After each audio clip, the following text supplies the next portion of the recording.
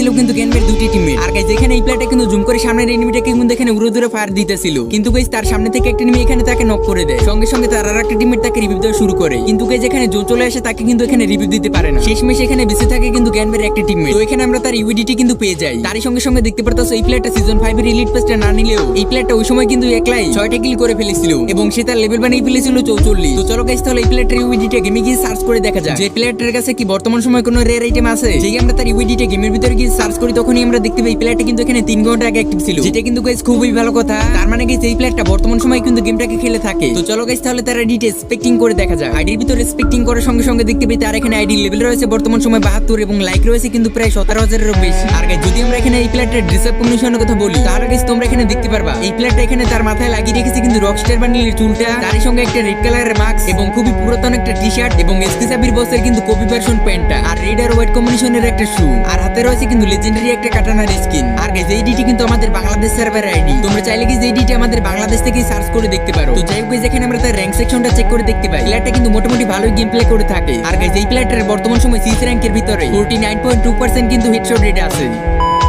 তো গাইস এখানে কিন্তু এই প্লেয়ারটার হেলথ কম ছিল, যার জন্য এই প্লেয়ারটা কিন্তু একটা মিড কিট করে নেয়। মিড কিট করে কিন্তু এই প্লেয়ারটা জোনের দিকে মুভ করা শুরু করে, কিন্তু তার সামনে ছিল কিন্তু একটা এনিমি।